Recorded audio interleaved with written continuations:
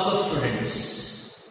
In the last class we discussed about colligative properties, right? That is elevation in boiling point, depression in freezing point, and also osmotic pressure.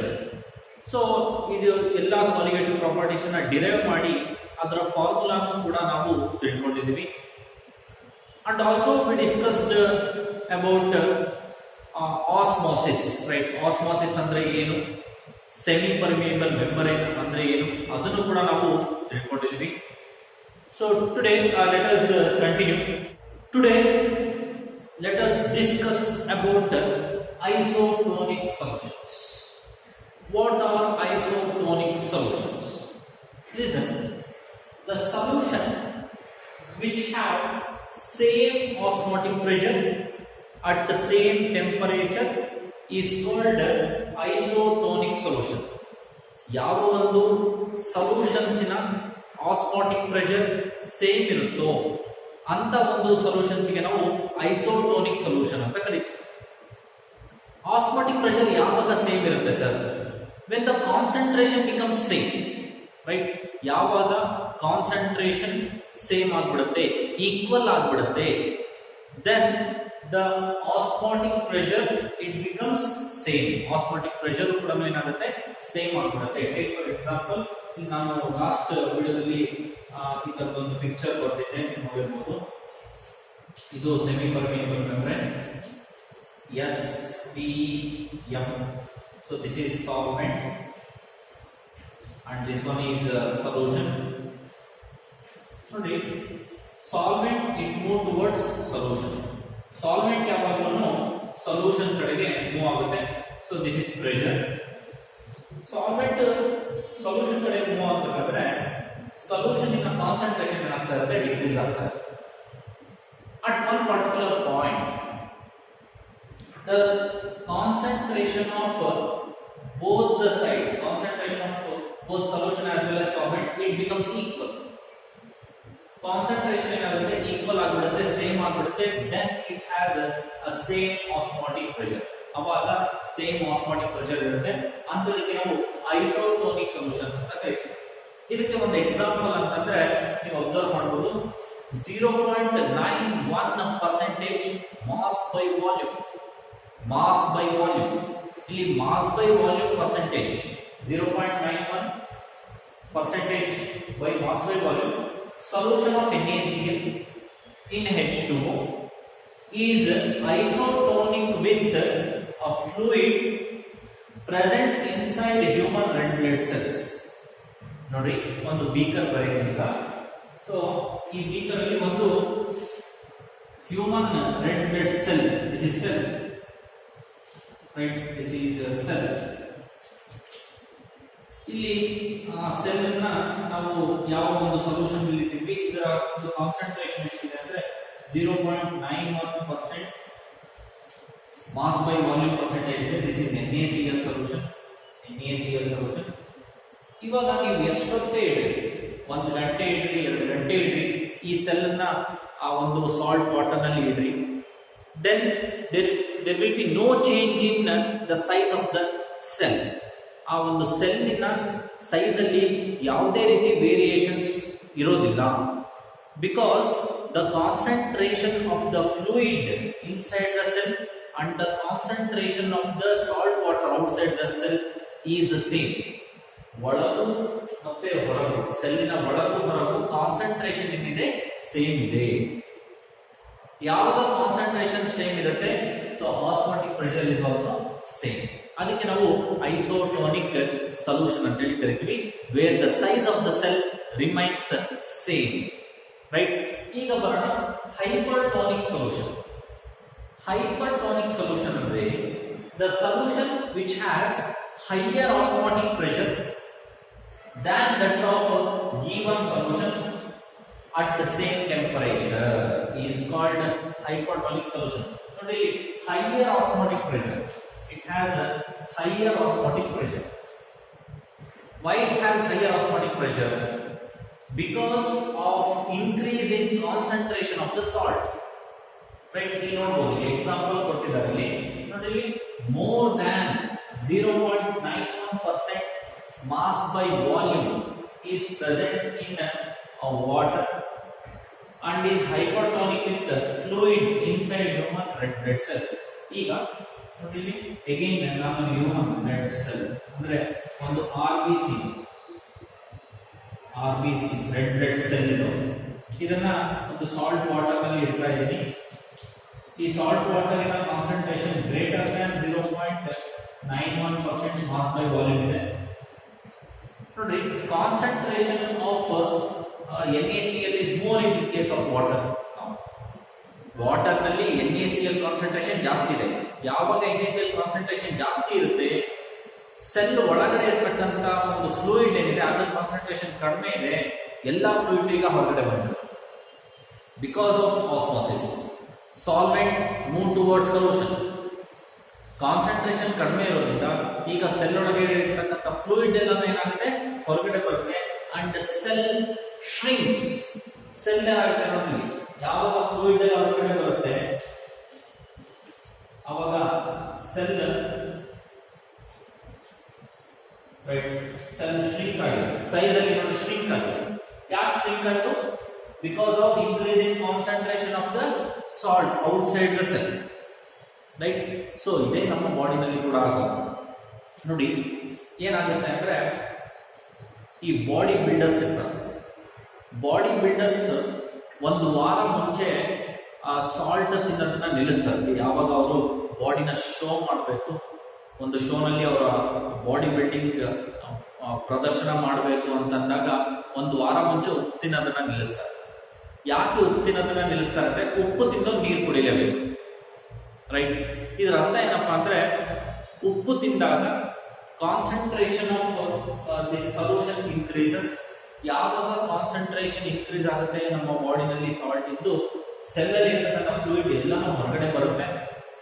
ಸೆಲ್ಲಲ್ಲಿ ಇರ್ತಕ್ಕಂಥ fluid ಎಲ್ಲ ಹೊರಗಡೆ ಬಂದಾಗ ಸೆಲ್ಲಲ್ಲಿ fluid ಇಲ್ಲದೆ ಇರೋ ಹಾಗೆ ಆಗುತ್ತೆ. ಆವಾಗ ನಮ್ಮ ಬಾಡಿ ಏನಾಗುತ್ತೆ, ಸೆಲ್ಲಲ್ಲಿ ಫ್ಲೂಯಿಡ್ ಇಲ್ಲ ಅಂತ ವಾಟರ್ ಅನ್ನ ಇಂಟೇಕ್ ಮಾಡುತ್ತೆ, ರೈಟ್. ನೋಡಪ್ಪ ಫ್ಲೂಯಿಡ್ ಎಲ್ಲ ಹೊರಗಡೆ ಹೋಗಿದೆ, ಈಗ ವಾಟರ್ ನಾವು ಇಂಟೇಕ್ ಮಾಡಬೇಕು ಅಂತ ಅದು ನಮಗೆ ಬಾಯಾರಿಕೆ ಆಗುತ್ತೆ. ಸೊ ನಾವು ನೀರು ಕುಡಿತೀವಿ. ನೀರು ಕುಡಿದಾಗ ಏನಾಗುತ್ತೆ, ಮತ್ತೆ concentration of the salt decrease ಆಗುತ್ತೆ. ನಾವು ಎಕ್ಸ್ಟರ್ನಲ್ ಆಗಿ ವಾಟರ್ ಕುಡಿದಾಗ again fluid it moves inside the cell. ಈಗ ಏನಾಗುತ್ತೆ, ನಮ್ಮ ಬಾಡಿ ಹೊರಗೂ ಒಳಗೂ ಫ್ಲೂಯಿಡ್ ಕಂಟೆಂಟ್ ಜಾಸ್ತಿ ಆಗೋದ್ರಿಂದ so that muscle it becomes puffy like. Body builders ಇದೇ ಕಾರಣಕ್ಕೆ ಸಾಲ್ಟ್ ತಿನ್ನೋದನ್ನ ನಿಲ್ಲಿಸ್ತಾರೆ. ಯಾಕೆ ಅಂದ್ರೆ ಸಾಲ್ಟ್ ನ ತಿಂದ್ರೆ ಎಕ್ಸಸ್ ಆಫ್ ವಾಟರ್ ನ ಕುಡಿಬೇಕು. ಎಕ್ಸಸ್ ಆಫ್ ವಾಟರ್ ಕುಡಿದ್ರೆ ಆ ಮಸಲಿನ ಶೇಪ್ ಹೋಗ್ಬಿಡುತ್ತೆ. ಆ ಪ್ಯಾಕ್ಸ್ ಅಂತ ಹೇಳ್ತಾರಲ್ಲ, 6 ಪ್ಯಾಕ್ಸ್ 8 ಪ್ಯಾಕ್ಸ್, ಆ ಪ್ಯಾಕ್ಸ್ ಗಳು ಕಾಣಿಸೋದಿಲ್ಲ. ಹಾಗಾಗಿ ಉಪ್ಪು ತಿನ್ನೋದನ್ನ ನಿಲ್ಲಿಸಿದ್ರೆ ಡೆಫಿನೆಟ್ಲಿ ಆ ಪ್ಯಾಕ್ಸ್ ತುಂಬಾ ಚೆನ್ನಾಗಿ ಕಾಣಿಸುತ್ತೆ, right. That's why body builders they stop eating salt before 1 week, right. ನೋಡಿ ಬಿಫೋರ್ 2 ಡೇಸ್ ಅವ್ರು ನೀರು ಕುಡಿಯೋದು ಕೂಡ ನಿಲ್ಲಿಸ್ತಾರೆ. ಯಾಕಂದ್ರೆ ಚೆನ್ನಾಗಿ ಕಾಣಿಸ್ಬೇಕು, ಆ ಬಾಡಿಯ ಒಂದು ಇಂಚ್ ಮಸಲ್ ಅವ್ರು ಏನ್ ಬಿಲ್ಡ್ ಮಾಡಿರ್ತಾರೆ ಅದು ಕಾಣಿಸ್ಬೇಕು ಅನ್ನೋ ಕಾರಣಕ್ಕೆ. So there is a science behind this. So ಈಗ ನಿಮಗೆ ಅರ್ಥ ಆಗಿದೆ ಅಂತ ಅನ್ಕೊಳ್ತೀನಿ. Isotonic solution as well as hypertonic solution. Next, hypotonic solution. What is meant by hypotonic solution? The solution which has lower osmotic pressure than that of given solution at same temperature is called hypotonic solution. And you know, lower osmotic pressure. ಯಾವಾಗ osmotic pressure decrease ಆಗುತ್ತೆ, when the concentration of solute particles decreases outside the cell. Example ನಾನು ಈಗಿನ example cell ಅಂತ ತಗೊಳ್ತೀನಿ. ನೋಡಿ, this is a cell which is present inside the salt solution, right. So ಇಲ್ಲಿ less than 0.91% mass by volume. So ಇಲ್ಲಿ concentration ಈಗ ಕಡಿಮೆ ಇದೆ, right.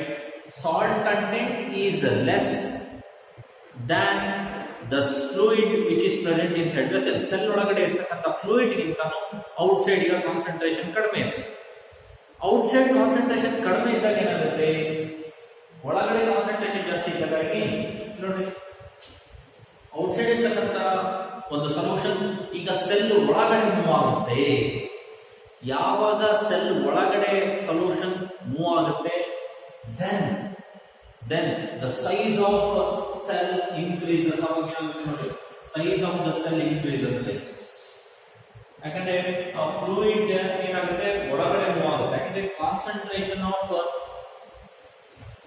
Fluid is more inside the cell. Cell ಒಳಗಡೆ ಕಾನ್ಸಂಟ್ರೇಷನ್ ಜಾಸ್ತಿ ಇದೆ, ಹಾಗಾಗಿ less concentration it move towards more concentration of the salute, right. ಅದಕ್ಕೆ ನಾವು ಹೈಪೋಟೋನಿಕ್ ಸೊಲ್ಯೂಷನ್ ಅಂತ ಕರಿತೀವಿ. ಎಕ್ಸಾಂಪಲ್ ನೋಡಿ, less than 0.91 mass by volume solution of NaCl in water is hypotonic with fluid inside human red blood cell. ನೋಡಿ, 3 types of solution ಅನ್ನು ನೋಡಿದ್ರಿ. ಒಂದು isotonic, ಇನ್ನೊಂದು ಹೈಪರ್ಟೋನಿಕ್, ಇನ್ನೊಂದು ಹೈಪೋಟೋನಿಕ್.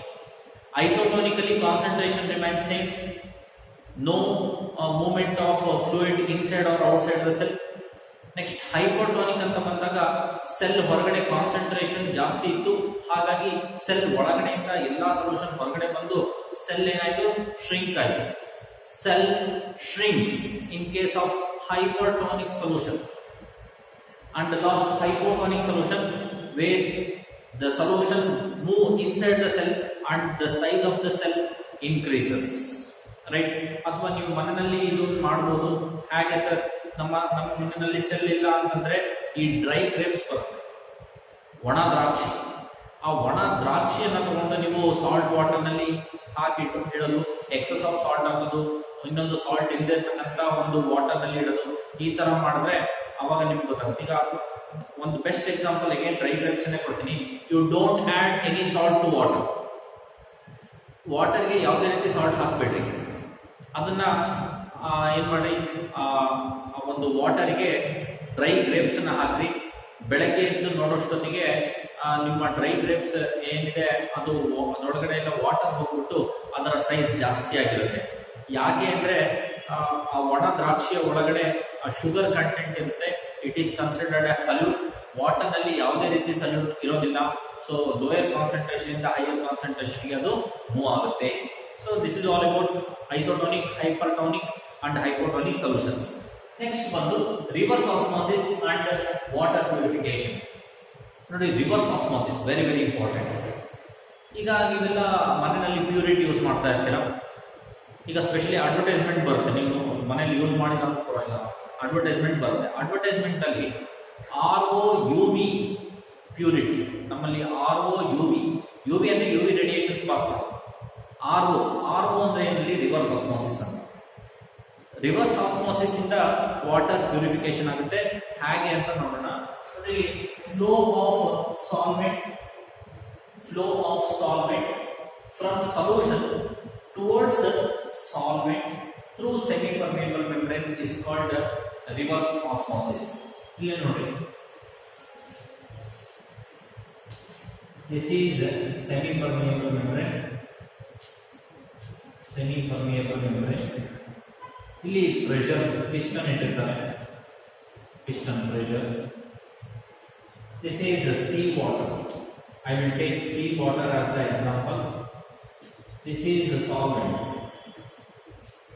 that is water, pure water, right. ಈಗ ನೋಡಿ, I will increase the pressure here. I will increase the pressure by using piston. ಈ piston ಇಂದ ನಾನು ಏನು ಮಾಡ್ತೀನಿ, ಈ ಪ್ರೆಷರ್ ನ ಇನ್ಕ್ರೀಸ್ ಮಾಡ್ತೀನಿ. ಯಾವಾಗ ಪ್ರೆಷರ್ ಇನ್ಕ್ರೀಸ್ ಮಾಡ್ತೀನಿ, ಆಸ್ಮೋಸಿಸ್ ಸ್ಟಾಪ್ ಆಗುತ್ತೆ, right. If I increase the pressure again, then the reverse osmosis takes place, which means when the osmotic pressure is more, when the external pressure is more than the osmotic pressure, when the applied external pressure is more than the osmotic pressure, then reverse osmosis takes place. ಅವಾಗ reverse osmosis ಆಗುತ್ತೆ. ಇಲ್ಲಿ ನಾನು excess of pressure ಅನ್ನ external ಆಗಿ ನಾನು apply ಮಾಡಿದಾಗ sea water ನಲ್ಲಿ ಇರ್ತಕ್ಕಂಥ solvent, not solute, remember NaCl ಏನಿದೆ ಅದು ಹಾಗೆ ಉಳ್ಕೊಂಡ್ಬಿಡುತ್ತೆ. Only solvent it moves from sea water to solvent side. Only solvent. ಬರೀ ಸಾಲ್ವೆಂಟ್ ಮಾತ್ರ ಏನಾಗುತ್ತೆ from sea water to towards solvent move ಆಗುತ್ತೆ and it leads to purification of water. ನೋಡ್ರಿ, ಈ ಒಂದು ಟೆಕ್ನಾಲಜಿನ ಇಂಡಿಯಾಗೆ ಇಸ್ರೇಲ್ ಇಂದ ತಂದಿದ್ದಾರೆ, ರೈಟ್? ಎಲ್ಲೆಲ್ಲಿ ಸಮುದ್ರ ಇದೆಯೋ ಅಲ್ಲಿ ಸಮುದ್ರದ ನೀರನ್ನೇ ಬಳಸ್ಕೊಂಡು ವಾಟರ್ನ ಪ್ಯೂರಿಫೈ ಮಾಡಿಬಿಟ್ಟು ನಾವು ಯೂಸ್ ಮಾಡ್ಬೋದು. ಇಸ್ರೇಲ್ ಇಂದ ಈ ಮಷಿನರೀಸ್ ಆಲ್ರೆಡಿ ಇಂಡಿಯಾಗೆ ಬಂದಿದೆ. ಒಂದು ಮಷಿನ್ ಒಂದು ದಿನಕ್ಕೆ 80,000 ಲೀಟರ್ಸ್ ಆಫ್ ವಾಟರ್ನ ಪ್ಯೂರಿಫಿಕೇಶನ್ ಮಾಡುತ್ತೆ. How many litres? 80,000 litres. So ಇದೆಲ್ಲಾನು ನೀವು ಅಪ್ಡೇಟ್ ಆಗಬೇಕು. That is called RO, right? By using reverse osmosis, RO ಟೆಕ್ನಾಲಜಿನ ಯೂಸ್ ಮಾಡಿಕೊಂಡು ಸಮುದ್ರದ ನೀರನ್ನ ಕೂಡ ನಾವು ಇವತ್ತಿನ ದಿವಸ ಪ್ಯೂರಿಫಿಕೇಶನ್ ಮಾಡಿ ಯೂಸ್ ಮಾಡ್ತಕ್ಕಂಥ ಒಂದು ಟೆಕ್ನಾಲಜಿ ನಮ್ಮ ಹತ್ರ ಇದೆ. So this is all about reverse osmosis and water purification. Next, abnormal molar mass. ನೋಡಿ, ಅಬ್ನಾರ್ಮಲ್ ಮೋಲಾರ್ ಮಾಸ್ ಅಂದ್ರೆ ಏನು? ನೋಡಿ, ಅಬ್ನಾರ್ಮಲಿಟಿ ಯಾಕೆ ಬರುತ್ತೆ ನೋಡಿ, ಒಂದು ಎಕ್ಸಾಂಪಲ್ ಕೊಡ್ತೀನಿ ನಾನು. ಆಕ್ಚುಲಿ ನಮ್ಮ ಹತ್ರ ಒಂದು ಸೊಲ್ಯೂಷನ್ ಇದೆ, ಅದಕ್ಕೆ ನಾವು ಸಲ್ಯೂಟ್ ಅನ್ನ ಆಡ್ ಮಾಡ್ತೀವಿ. ಸಲ್ಯೂಟ್ ಅನ್ನ ಆಡ್ ಮಾಡುವಾಗ ಥಿಯರಿಟಿಕಲಿ ನಾವು ಎಕ್ಸ್ಪೆಕ್ಟ್ ಮಾಡತಕ್ಕಂಥ elevation in boiling point. When we add solute to solvent there will be increase in the boiling point. Boiling point ಅಲ್ಲಿ ಇನ್ಕ್ರೀಸ್ ಆಗುತ್ತೆ. ಎಷ್ಟು ಇನ್ಕ್ರೀಸ್ ಆಗುತ್ತೆ ಅನ್ನೋದು ನಂಬರ್ ಆಫ್ ಸಲ್ಯೂಟ್ ಪಾರ್ಟಿಕಲ್ಸ್ ಮೇಲೆ ಡಿಪೆಂಡ್. ಈಗ ನಾವು ಆಡ್ ಮಾಡ್ತಕ್ಕಂಥ ಸಲ್ಯೂಟಿಗೆ ಸಪೋಸ್ NaCl ಆಡ್ ಮಾಡಿದ್ವಿ. Theoretically expected value is increasing 2 degree ಅಂತ, 2 ಡಿಗ್ರಿ ಸೆಲ್ಸಿಯಸ್ ಇನ್ಕ್ರೀಸ್ ಆಗುತ್ತೆ. ಬಟ್ ನಾವು ಎಕ್ಸ್ಪೆರಿಮೆಂಟಲಿ ನೋಡಿದಾಗ when we add NaCl there will be increase in 4 degree Celsius, ಅಂದ್ರೆ ಡಬಲ್ ಜಾಸ್ತಿ ಆಗಿದೆ. ಯಾಕೆ ಈ ತರ ಡಬಲ್ ಜಾಸ್ತಿ ಆಗುತ್ತೆ? 2 ಡಿಗ್ರಿ ಇನ್ಕ್ರೀಸ್ ಆಗಿರೋದು 4 ಡಿಗ್ರಿ ಯಾಕೆ ಆಗ್ತಾ ಇದೆ? So ಗೊತ್ತಾಗ್ತಿರ್ಲಿಲ್ಲ, right? ಅಬ್ನಾರ್ಮಲಿಟಿ ತೋರಿಸೋದು ಇದು ಎಲ್ಲ ಸೊಲ್ಯೂಷನ್ಸ್ ಅಲ್ಲೂ ಇದೇ ತರ ಅಲ್ಲ, ಎಲ್ಲ ಸೊಲ್ಯೂಷನ್ಸ್ ಅಲ್ಲಿ ಇದೇ ತರ. ಕೆಲವೊಂದ್ಸತಿ ಪ್ರೈಸ್ 3ರಷ್ಟು ಜಾಸ್ತಿ ಆಗುತ್ತೆ. ಯಾವಾಗ? Suppose if we have taken the solvent, ಒಂದು ಸಾಲ್ವೆಂಟ್ ಇದೆ, ಇದಕ್ಕೆ ನಾವು K2SO4 ಆಡ್ ಮಾಡ್ತೀವಿ. K2SO4 ಇವಾಗ ನಾವು ಎಕ್ಸ್ಪೆಕ್ಟ್ ಮಾಡಿರೋ increase in temperature, elevation in boiling point, increase in boiling point is 2 degree Celsius. This is theoretically expected value, theoretical value. But experimental value ಎಷ್ಟು ಬರ್ತಾ ಇದೆ? ಇನ್ಕ್ರೀಸಿಂಗ್ 6 ಡಿಗ್ರಿ ಬರ್ತಾ ಇದೆ. ಯಾಕೆ ಈ ತರ ಆಗ್ತಾ ಇದೆ? So what is the problem ಅನ್ನೋದು ಯಾವ ಒಂದು ಸೈಂಟಿಸ್ಟ್ಗೂ ಗೊತ್ತಿಲ್ಲ. But a scientist named Wantoff, right? He given Wantoff factor ಅನ್ನೋದನ್ನ ಒಂದು ಕೊಟ್ಟು, Wantoff factor that is I ಅಂತ ಹೇಳ್ತಾರೆ. I is nothing but Wantoff factor. So what is Wantoff factor? ಇದನ್ನ ತಿಳ್ಕೊಳ್ಳೋದಕ್ಕಿಂತ ಮುಂಚೆ ಇಲ್ಲಿ ಒಂದು ಸೆಂಟೆನ್ಸ್ ಇದೆ, ನೋಡೋಣ. So abnormal molar mass, it is the normal which express how many times colligative property of an electrolyte is greater than that of a non-electrolyte of the same concentration. ನೋಡ್ರಿ, ಎಷ್ಟು times colligative property ಜಾಸ್ತಿ ತೋರಿಸ್ತಾ ಇದೆ. ನಾನು ಇಲ್ಲಿ ನಿಮಗೆ specially boiling point ಒಂದು example ತಗೊಂಡು ನಾನು ನಿಮಗೆ ಹೇಳಿದೆ. ಇದು ಎಲ್ಲ ಕಾಲಿಗೇಟಿವ್ ಪ್ರಾಪರ್ಟಿಗೂ ಇಂಪ್ಲಿಮೆಂಟ್ ಆಗುತ್ತೆ. ಕೆಲವೊಂದ್ಸತಿ ಡಿಪ್ರೆಷನ್ ಫ್ರೀಸಿಂಗ್ ಪಾಯಿಂಟ್ ಬರೀ 2 ಡಿಗ್ರಿ ಅಥವಾ 3 ಡಿಗ್ರಿ ಕಡಿಮೆ ಆಗಬೇಕಿತ್ತು. ಬಟ್ 5ರಿಂದ 6 degree double or sometimes triple ಏನಾಗ್ತಾ ಇತ್ತು? ಡಿಪ್ರೆಷನ್ ಫ್ರೀಸಿಂಗ್ ಪಾಯಿಂಟ್ ಆಗ್ತಾ ಇತ್ತು. ಯಾಕೆ ಈ ತರ ಆಗ್ತಾ ಇದೆ? ಅಥವಾ ಆಸ್ಮಾಟಿಕ್ ಪ್ರೆಷರ್ ಕೂಡ ಅಷ್ಟೇ, ಅಥವಾ relative lowering of vapour pressure ಕೂಡ ಅಷ್ಟೇ ಅಬ್ನಾರ್ಮಲ್ ಆಗಿ ಡಿಕ್ರೀಸ್ ಆಗೋದು, ಇನ್ಕ್ರೀಸ್ ಆಗೋದು ಆಗ್ತಾ ಇತ್ತು. ಇದಕ್ಕೆಲ್ಲ ಕಾರಣ ಏನಪ್ಪಾ ಅಂತಂದ್ರೆ ದಟ್ ಈಸ್ Wantoff ಫ್ಯಾಕ್ಟರ್. ಇದಕ್ಕಿಂತ ಮುಂಚೆ ಇಲ್ಲಿ ತಿಳ್ಕೊಳ್ಳಿ, colligative property of electrolyte is greater than that of non electrolyte ಗಿಂತ ಎಷ್ಟು ಟೈಮ್ಸ್ ಅದು ಜಾಸ್ತಿ ತೋರಿಸ್ತಾ ಇದೆ. ಅದಕ್ಕೆ ನಾವು ಏನಂತ ಕರಿತೀವಿ? ಅಬ್ನಾರ್ಮಲ್ ಮೋಲಾರ್ ಮಾಸ್ ಅಂತ ಹೇಳಿ ಕರಿತೀವಿ. ಸೊ ಅಬ್ನಾರ್ಮಲ್ ಮೋಲಾರ್ ಮಾಸ್ ಯಾಕೆ ತೋರಿಸ್ತಾ ಇದೆ? That is because of Wantoff factor. ಇಲ್ಲಿ ನೋಡಿ, ನಾವು ಅನ್ಕೊಳ್ತೀವಿ NaCl ಒಂದು ಮಾಲಿಕ್ಯೂಲ್ ಅಂತ ಕನ್ಸಿಡರ್ ಮಾಡಿ ಇಷ್ಟನ್ನು 1 ಮೋಲ್ ಅಂತ ಹೇಳಿ ಕನ್ಸಿಡರ್ ಮಾಡ್ತೀವಿ. ಕನ್ಸಿಡರ್ ಮಾಡಿ we are calculating theoretical value. But what happens when we add NaCl to solvent? ಅಥವಾ ವಾಟರ್ ಗೆ ಹಾಕಿದಾಗ NaCl ಏನಾಗ್ತಾ ಇದೆ, Na plus Cl minus ಆಗಿ ಕನ್ವರ್ಟ್ ಆಗ್ತದೆ. ವಾಟರ್ ಗೆ ಹಾಕಿದಾಗ ಏನಾಗ್ತಾ ಇದೆ, Na plus Cl minus ಆಗಿ ಕನ್ವರ್ಟ್ ಆಗ್ತಾ ಇದೆ. ಯಾವಾಗ Na plus Cl minus ಆಗಿ ಕನ್ವರ್ಟ್ ಆಗುತ್ತೋ 1 ಮೋಲ್ ಇರ್ತಕ್ಕಂಥದ್ದು 2 ಮೋಲ್ಸ್ ಆಗ್ಬಿಡುತ್ತೆ. ಈಗ ಎಷ್ಟು ಮೋಲ್ಸ್ ಆಯ್ತು, 2 ಮೋಲ್ಸ್ ಆಗ್ಬಿಡ್ತು. 2 ಮೋಲ್ಸ್ ಆದಾಗ ಏನಾಗುತ್ತೆ, ಇಲ್ಲಿ double elevation in boiling point 2 degree theoretical ಆಗಬೇಕಾಗಿರೋದು ಏನಾಯ್ತು, ಈಗ 4 ಆಯ್ತು. ವಿಚ್ ಮೀನ್ಸ್ ನಾವು ಎಷ್ಟು ಮೋಲ್ಸ್ ಹಾಕೋಬೇಕು, 2 ಮೋಲ್ಸ್ ಹಾಕೋಬೇಕು. ನಾವು ಎಷ್ಟು ಹಾಕೊಂತಿದ್ವಿ, 1 ಹಾಕೊಂತಿದ್ವಿ. ಹಾಗಾಗಿ ನಮಗೆ 2 ಡಿಗ್ರಿ ಅಷ್ಟೇ ತೋರಿಸ್ತಾ ಇತ್ತು, ಬಟ್ ಎಕ್ಸ್ಪೆರಿಮೆಂಟಲಿ 4 ಡಿಗ್ರಿ ಅಂತ ತೋರಿಸ್ತಾ ಇತ್ತು. K2SO4 ಗೆ ಬರ್ತೀನಿ. When we add K2SO4 solute to a water or solvent, 2K plus SO4 2 minus. ನೋಡಿ 2K plus ಅಂದ್ರೆ K plus 2 ion, SO4 1 ion, total ಆಗಿ 3 ಅಯಾನ್ಸ್. ಅಂದ್ರೆ ನಂಬರ್ ಆಫ್ ಮೋಲ್ಸ್ ಇಲ್ಲಿ ಎಷ್ಟು ಕನ್ಸಿಡರ್ ಮಾಡಬೇಕು, 3 ಅಂತ ಹೇಳಿ ಕನ್ಸಿಡರ್ ಮಾಡಬೇಕು. Specially in case of electrolytes ನಲ್ಲಿ I factor plays a very important role. In case of NaCl, I value is 2. NaCl ನಲ್ಲಿ I value 2 ಆಗಿರುತ್ತೆ. K2SO4 ನಲ್ಲಿ I value is 3, ಯಾಕಂದ್ರೆ 3 ಅಯಾನ್ಸ್ ಬರುತ್ತೆ. ಅದೇ ತರ ನೀವು BaSO4 ಬೇರಿಯಂ ಸಲ್ಫೇಟ್ ಅಂತ ಕನ್ಸಿಡರ್ ಮಾಡಿದ್ರೆ I value is 2. ಅಂದ್ರೆ for each and every conjugative property you have to multiply I factor to get the exact answer. Exact answer ಅನ್ನ ಪಡ್ಕೊಳ್ಳೋದಕ್ಕೋಸ್ಕರ ನೀವೇನ್ ಮಾಡಬೇಕು, ಐ ಫ್ಯಾಕ್ಟರ್ ಅನ್ನ ನೀವು ಇಂಪ್ಲಿಮೆಂಟ್ ಮಾಡಬೇಕು. ಸ್ಪೆಷಲಿ ಎಲೆಕ್ಟ್ರೋಲೈಟ್ಸ್ ಅಂತ ಕನ್ಸಿಡರ್ ಮಾಡಿದಾಗ ನೋಡಿ, electrolytes it undergoes dissociation. Electrolytes dissociate ಆಗುತ್ತೆ and it forms ions. Those ions are considered as moles. ಹಾಗಾಗಿ ಇಲ್ಲಿ ನಂಬರ್ ಆಫ್ ಮೋಲ್ಸ್ ಚೇಂಜ್ ಆಗೋದ್ರಿಂದ ಅಬ್ನಾರ್ಮಾಲಿಟಿ ತೋರಿಸುತ್ತೆ ಅಂತ ಹೇಳಿ ವಾಂಟ್ ಆಫ್ ಫ್ಯಾಕ್ಟರ್ ಅವರು ಹೇಳಿದ್ರು. ನೋಡಿ ಐ ಇಸ್ ಗಿವನ್. ಈಗ ಐ ಏನಿದೆ ಅದಕ್ಕೆ 2 ಫಾರ್ಮುಲಾಸ್ ಕೊಟ್ಟಿದ್ದಾರೆ. ಅಬ್ಸರ್ವ್ ಕಾಲಿಗೇಟಿವ್ ಪ್ರಾಪರ್ಟಿ ಅಂದ್ರೆ ನೀವು ಎಕ್ಸ್ಪೆರಿಮೆಂಟಲ್ ಆಗಿ ಏನು ಅಬ್ಸರ್ವ್ ಮಾಡ್ತೀರಾ, that is observe colligative property divided by normal colligative property. Normal ಆಗಿ ಥಿಯರಿಟಿಕಲ್ ಆಗಿ ನಿಮಗೆ ಎಷ್ಟು ವ್ಯಾಲ್ಯೂ ಬರುತ್ತೆ ಅದನ್ನ ನಾವು ನಾರ್ಮಲ್ ಕಾಲಿಗೇಟಿವ್ ಪ್ರಾಪರ್ಟಿ ಅಂತ ತಗೊಳ್ತೀವಿ. ಇದು ಒಂದು ಫಾರ್ಮುಲಾ. ಇನ್ನೊಂದು formula I is equal to normal molar mass divided by observed molar mass. Normal molar mass ಎಷ್ಟಿದೆ, ನಾವು ಎಷ್ಟು ಎಕ್ಸ್ಪೆರಿಮೆಂಟಲಿ ಎಷ್ಟು ಅಬ್ಸರ್ವ್ ಮಾಡ್ತಾ ಇದ್ದೀವಿ. So this is all given by I. Specially I value ಏನಿದೆ, it is always equal to 1 or equal to 2 or in case of less than 1 ಅಂತ ಹೇಳ್ತೀವಿ. Right, ಇದು non electrolytes. I is equal to 1 ಯಾವಾಗ ನಾನ್ electrolytes. ನಾನ್ electrolytes ನೋಡಿ, ನಾನ್ electrolytes ಅಂದ್ರೆ ಈಗ suppose glucose, sucrose ಇದೆಲ್ಲನೂ dissociation ಆಗೋದಿಲ್ಲ, ಹೌದಲ್ವಾ? ಡಿಸೋಸಿಯೇಟ್ ಆಗುತ್ತಾ ಗ್ಲೂಕೋಸ್, ಸುಕ್ರೋಸ್?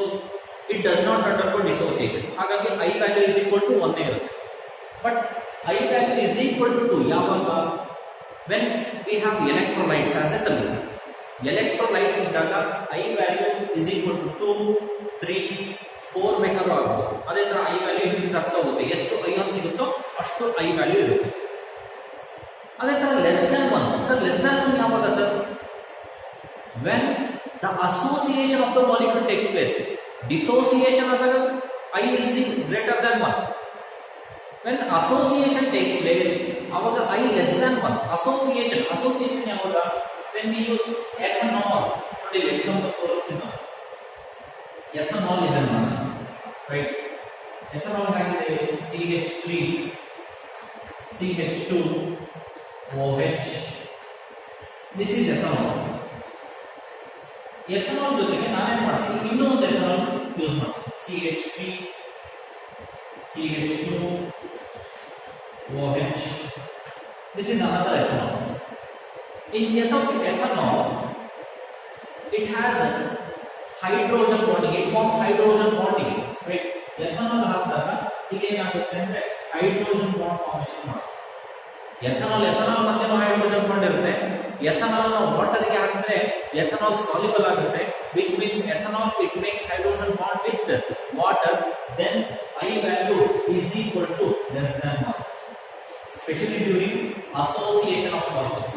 ನೋಡ್ರಿ I value association dissociation ಮೇಲೆ ಡಿಪೆಂಡ್ ಆಗುತ್ತೆ. ಅಸೋಸಿಯೇಷನ್ ಆಯ್ತು ಅಂದ್ರೆ ಲೆಸ್ ದ್ಯಾನ್ 1 ಅಂತ ಬರೀರಿ, ಅದು ಲೆಸ್ ದ್ಯಾನ್ 1 ಅಂದ್ರೆ -1 -2 ಅಂತ ಬರೀರಿ, just you write less than 1. Electrolytes ಅಂದಾಗ then I is greater than 1 ಆಗಿರುತ್ತೆ. ಸೊ 2 3 ಅದು ಎಷ್ಟು ಐಟಮ್ಸ್ ಇರುತ್ತೆ ಅಷ್ಟು ಐಟಮ್ಸ್ ಬರೀರಿ. ಇನ್ case of non electrolytes like glucose sucrose I is always equal to 1. ಗೊತ್ತಾಯ್ತಾ? So this is all about what of factor. Next ನೋಡಿ ನಮ್ಮ ಕ್ವಾಲಿಟೇಟಿವ್ ಪ್ರಾಪರ್ಟೀಸ್ ಏನಿದೆ, that is elevation in boiling point, depression in freezing point, relative lowering of vapor pressure and osmotic pressure. ಈ ಎಲ್ಲಾ formulas ನಾವು I factor ನ multiply ಮಾಡಿ ಬರಿಬೇಕು. ಈಗ ಬರೆಯೋಣ. ಓಕೆ, ಫೈನಲಿ I ವ್ಯಾಲ್ಯೂ ನ ಅಪ್ಲೈ ಮಾಡಿದಾಗ ನಮಗೆ ಈ ರೀತಿ ಫಾರ್ಮುಲಾಸ್ ಇರುತ್ತೆ. ನೋಡಬಹುದು, relative lowering of vapour pressure P1 - P1 divided by P1 that is equal to I into W2 into M1 divided by M2 into W1. So ಇಲ್ಲಿ I factor ಅನ್ನು ನಾನು ಮಲ್ಟಿಪ್ಲೈ ಮಾಡಿದ್ದೀನಿ. ಇಲ್ಲಿ ಎಲಿವೇಶನ್ ಇನ್ ಬಾಯ್ಲಿಂಗ್ ಪಾಯಿಂಟ್ ಇದೆ, elevation in boiling point formula ಕೂಡ I ನ ನಾನು multiply ಮಾಡಿದ್ದೀನಿ. That is depression in freezing point, ಅಲ್ಲಿ ಕೂಡ I ಫ್ಯಾಕ್ಟರ್ ಅನ್ನು ಮಲ್ಟಿಪ್ಲೈ ಮಾಡಿದ್ದೀನಿ. ಆಮೇಲೆ ನೆಕ್ಸ್ಟ್ ಆಸ್ಮಾಟಿಕ್ ಪ್ರೆಷರ್, ಇಲ್ಲಿ ಕೂಡ I ಫ್ಯಾಕ್ಟರ್ ಅನ್ನು ಮಲ್ಟಿಪ್ಲೈ ಮಾಡಿದ್ದೀನಿ. ನೀವು ಅಬ್ಸರ್ವ್ ಮಾಡಬಹುದು, ಎಲ್ಲ ಫಾರ್ಮುಲಾಗೂ ನಾನು I ಫ್ಯಾಕ್ಟರ್ ಅನ್ನು ನಾನು ಮಲ್ಟಿಪ್ಲೈ ಮಾಡಿದ್ದೀನಿ. ರೈಟ್, ನಿಮಗೆ ಈ I ಫ್ಯಾಕ್ಟರ್ ಮೇಲೆ ನ್ಯೂಮರಿಕಲ್ಸ್ ಏನಿದೆ ಅದು ಕಾಂಪಿಟೇಟಿವ್ ಎಕ್ಸಾಮ್ಸ್ ಅಲ್ಲಿ ಕೇಳ್ತಾರೆ. ಬಟ್ ಬೋರ್ಡ್ ಎಕ್ಸಾಮ್ಸ್ ಅಂತ ಬಂದಾಗ I ಫ್ಯಾಕ್ಟರ್ ಅನ್ನ ಇಂಪ್ಲಿಮೆಂಟ್ ಮಾಡಿಕೊಂಡು ಸಾಲ್ವ್ ಮಾಡ್ತಕ್ಕಂಥ ನ್ಯೂಮರಿಕಲ್ಸ್ ಯಾವುದೂ ಇರೋದಿಲ್ಲ. ಗೊತ್ತಾಯ್ತಾ? ಸೊ ಅದು ನಾವು ನ್ಯೂಮರಿಕಲ್ ಸಾಲ್ವ್ ಮಾಡ್ತಾ ಹೋದಾಗೆ ನಿಮಗೆ ಗೊತ್ತಾಗುತ್ತೆ. ಈಗ ನೋಡಿ, different salts and there I value ಕೊಟ್ಟಿದ್ದೀನಿ. NaCl I ವ್ಯಾಲ್ಯೂ ಯಾಕೆ ಅಂದ್ರೆ Na plus Cl minus, K plus Cl minus, ಇಲ್ಲಿ 2K ಪ್ಲಸ್ ಅಂದ್ರೆ 2K ಪ್ಲಸ್ ಅಯ್ಯೋ ಅಂಡ್ 1 SO4 2 ಮೈನಸ್ ಅಯ್ಯೋ. ಸೊ ಹಾಗಾಗಿ ಇಲ್ಲಿ 3 ಅಂತ ಬರೆದಿದ್ದೀನಿ. ಇಲ್ಲಿ Ba2 plus 2Cl minus, 2 Cl minus ಇದೆ, ಒಂದು Ba2 ಪ್ಲಸ್ ಇದೆ ಅಂದ್ರೆ 3.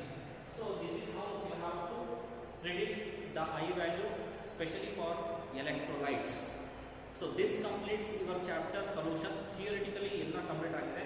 ನೆಕ್ಸ್ಟ್ ನಾವು ನ್ಯೂಮರಿಕಲ್ಸ್ ನ ಒಂದೊಂದೇ ಸಾಲ್ವ್ ಮಾಡೋಣ ನಮ್ಮ ನೆಕ್ಸ್ಟ್ ವಿಡಿಯೋದಲ್ಲಿ.